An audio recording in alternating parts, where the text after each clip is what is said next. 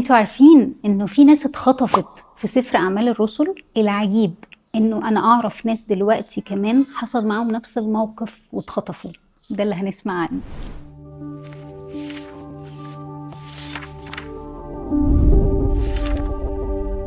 الإصحاح الثامن من أعمال الرسل بيكلمنا عن شخصية من الشخصيات المهمة جدا في سفر الأعمال، وهي شخصية فيلبس المبشر. اسمه كده فيلبس المبشر لأنه فيلبس ده غير فيلبس الرسول. الحقيقة فيلبس المبشر ده كان من السبع شمامسة، وكان تاني شماس بعد استفانوس على طول. بعد ما استفانوس استشهد ابتدى يبان جمال فيلبس، لأنه مع الاضطهاد الكتير ابتدوا الشمامسة والتلاميذ يتفرقوا، ولما تفرقوا ابتدوا ينشروا الكرازة في العالم كله. فحصل في إصحاح 8 إنه راح للسامرية وابتدى يعلمهم عن ربنا. وهنا حصل لقاء بين اتنين. الأول لازم نأكد إن فيلبس كان شماس، يعني ما كانش كاهن ولا أسقف ولا رسول، لكن كان بتجرى على إيده آيات الروح القدس، لأن الروح القدس الحقيقة يوهب لكل واحد بيحب ربنا. فكان بيشفي مرضى، بيعمل معجزات، بيخرج أرواح شريرة. ليه؟ لأنه بيعمل كده عشان يشهد عن ربنا، مش عشان يبان إنه هو كويس. لأنه قصاده في نفس الإصحاح وفي نفس المكان كان في شخصية تانية اسمه سيمون الساحر.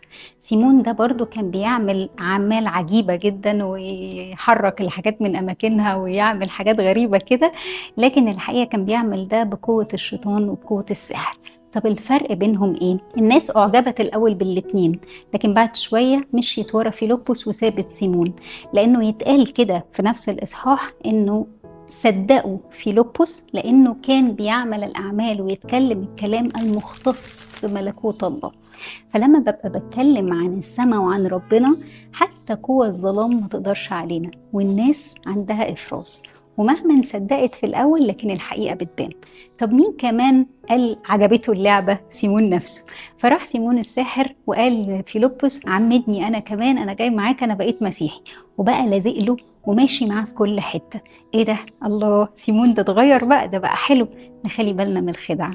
هو عجبه المجد، عجبه المعجزات، عجبه المنظر، لكن هنكتشف ده لما بقى جم الرسولين العظيمين وراحوا لفيلبس عشان سمعوا انه في ناس كتيرة امنت في المكان ده، ومحتاجين بقى سر الكهنوت لانهم كانوا اساقفة، ووضع الايدي عشان يحل الروح القدس. وهنا يبان الكنيسة في ادوارها، مفيش دور اقل من دور، لكن الكل بيشتغل حسب الحاجة اللي معطاه ليه. ففيلبس هنا ما قالش وليه انا ما احطش ايدي على ده، انا بص كل الناس دي جايه من تعبي انا.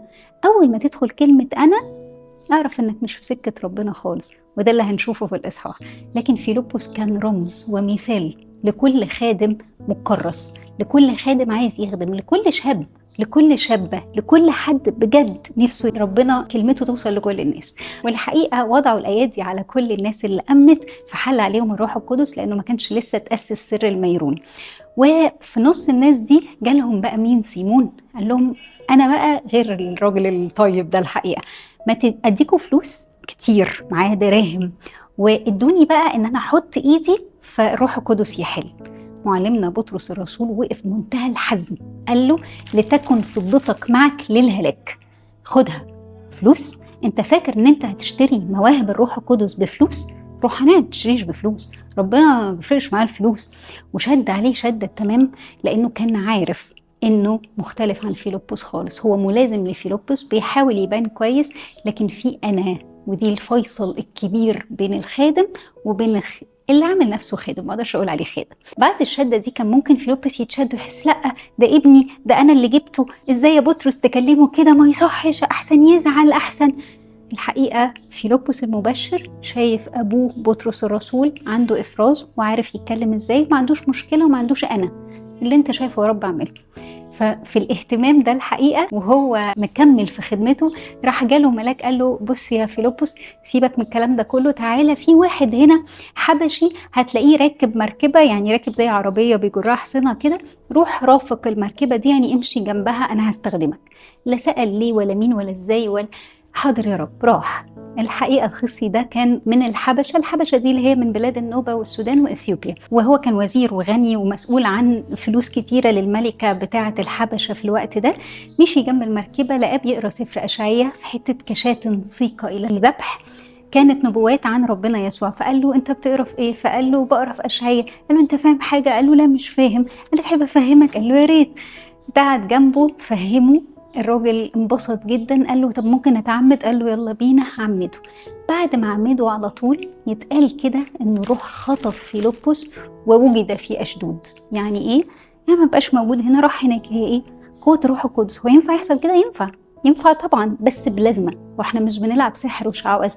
هو لإنه ما كانش في وسيلة مواصلات في الوقت ده، التنقلات مش سهلة، ربنا قادر. زي ما بنسمع عن الآباء السواح بيحصل معاهم كده الحقيقة.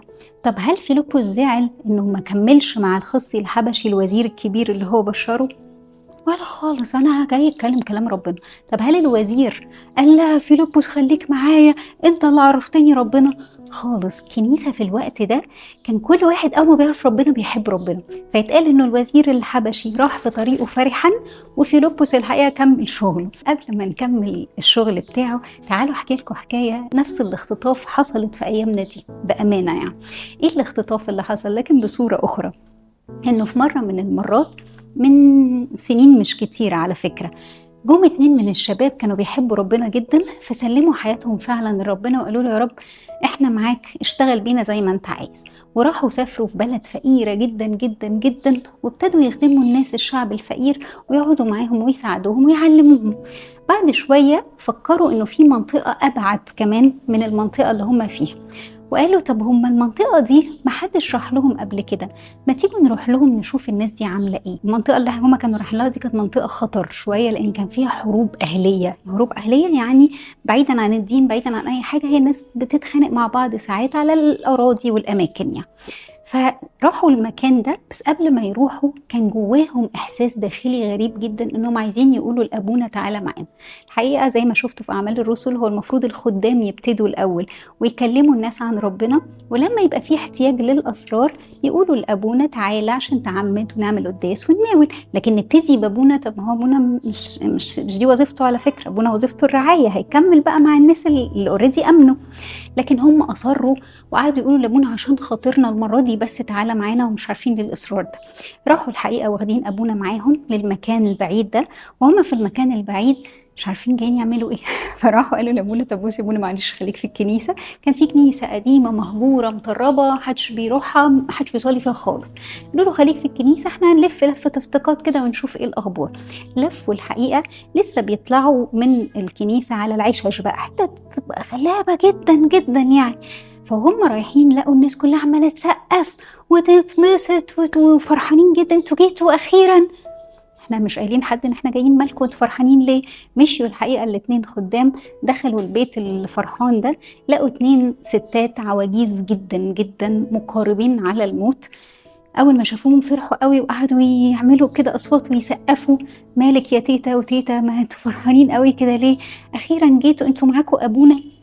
أنتم تعرفوا أبونا؟ إحنا من وإحنا صغيرين جدًا أهالينا كانوا مسيحيين، وإحنا كمان اتربينا على الإيمان المسيحي، لكن بسبب الحروب والتنقلات كل شوية كان نفسنا نتعمد، لكن لا في كنيسة ولا في كاهن، فمش عارفين نتعمد. من مكان لمكان لمكان لغاية ما كبرنا زي ما أنتم شايفين، حاسين إن إحنا قربنا نموت وما اتعمدناش ونفسنا نتعمد ونتناول. بس كده؟ ده إحنا معانا أبونا.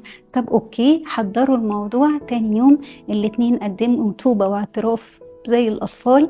الحقيقة اتعمّدوا، والقصة لسه ما خلصتش عن هنا، اتناولوا، مشيوا فرحانين جدًا. العجب إنه بعد ما 2 خُدّام والكاهن روّحوا من المكان ده، حصلت حرب أهلية تانية في المكان، والمكان اتقفل لسنين. طبعًا كلّنا عارفين إنه خلال السنين دول أكيد السيدتين الفاضلتين دول راحوا السما. للدرجة دي يا رب تجيب 2 خُدّام من آخر الدنيا لحتّة، لحتّة، جيب الكاهن عشان 2 عواجيز سيدات لا يُذكروا بالنسبة للبشر، لكن قدّامك موجودين.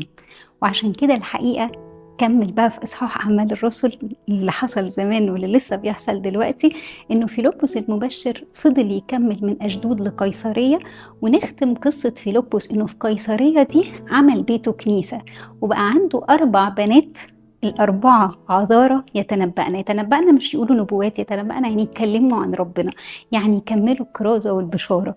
عشان كده كانت خدمة المرأة من زمان موجودة، ما هو الأربع بنات عذارى دول بيعلموا وبيقولوا وبيتكلموا، لكن ما كانوش هم كهنة، كانوا عذارى يتنبأنا.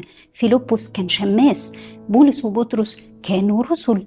لكل واحد ليه مكان في الكنيسة، كل واحد من حقه يتكلم عن ربنا من غير ما نتخطى قوانين الكنيسة والحاجة اللي الطقس اتفق فيها واتفقنا عليها يعني.